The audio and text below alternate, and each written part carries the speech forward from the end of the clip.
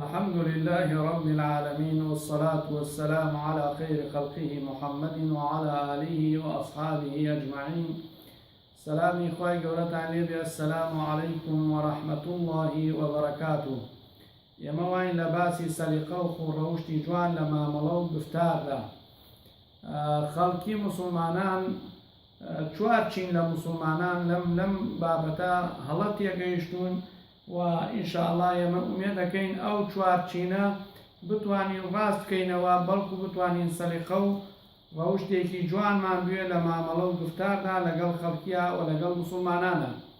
چینێک لە خەڵکی بەشێک لە خەڵکی لە مسلمانان وا تێگەیشتون سەلیقەی جوان و ڕەوشتی بەرز ئەخلاقێکی ڕۆژئاواییە و ئەخلاقێکی غەربە.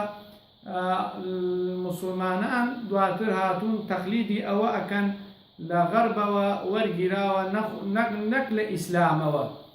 ئێمە ئینشاءالله لە دواترا ڕوونی ئەکەینەوە کە سەلیقە و ئەخلاق و ڕەوشتی جوان کە هی مسلمانانە. ئەمە چینێکە.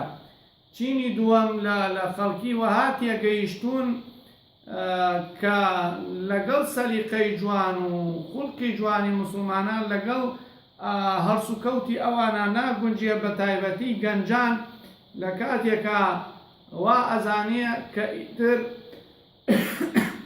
ئیتر هاتە مزگەوت و نوێژی کرد و ڕووی کرد لە خوای تەعاڵا، ئیتر ئەبێت جلوبەرگێکی ناشرین بکاتە بەر و خۆی جوان نەکاتەوە و پێ نەکەنێ و ڕووی لەگەڵ خەڵکیە خۆش نەبێ، گرژ بێ، مۆن بێ.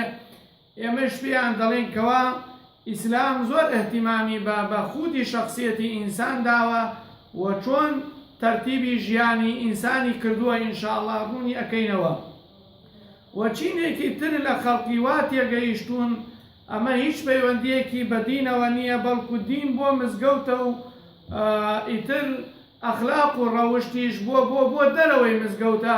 دین هەر لەوە پێکاتووە کەوا لە مزگەوتە نوێژ بکەیوە، عیبادەت بکەیوە، ڕۆژوو بگری و بچیتە حەج. دین ئەلەم شتانە پێکاتووە، ئیتر هیچ بەهایەکی بۆ سەلیقەی جوان و بۆ ئەخلاقی بەرز لە مامەڵە و گفتاردا نییە.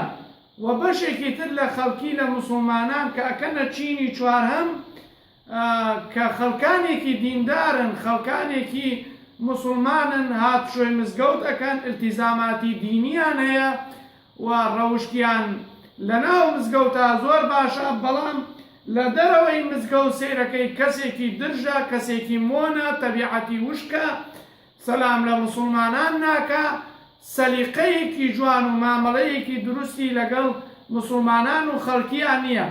جا ئەبینی ئەم چینە زۆر تەئسیریان یان بە خراپە بەلایەنێکی سلبی لە مسلمانان کردووە. بۆیە ئەبینی زۆر جار لە دایکان و باوکان ئەبینن کە کوڕەکانیان هاتشۆی مزگەوتەکە و دەست ئەکەن بە عیبادەت و دینداری، ئەڵێ لەوەی کە کوڕەک لەو کاتەی کە کوڕەکەم بووە بە دیندار ئەوە بۆ خۆی ئاوا تەبیعەتی ڕق بووە و وشک بووە، سەیرەکەی مەعامەلەی جوان نییە لەگەڵ خەڵکیە. جا ڕجا و تکامان وایە ئینشاءالله ئەو چینانە چاک بکەین، لە هەڵقەکانی داهاتووە تێیان بگەێنین کە سەلیقە و ئەخلاق و ڕەوشتی جوان لە مامەڵە و گفتاردا لەگەڵ مسلماناندا سەرچاوەکەی لە ئیسلامەوە سەری گرتووە و بتوانین ئەو چین و کۆمەڵگایانە ڕاست بکەینەوە بە پشت بە خوای تەعاڵا. ڕجا و تکام وایە خوای تەعاڵا یارمەتیمان بدا کە بتوانین بەردەوام بین و تاعەت و عیبادەتمان قبول بکە و سەلیقەی جوانمان بەنسیب بکە. وصلى الله وسلم على محمد وعلى آله وأصحابه أجمعين.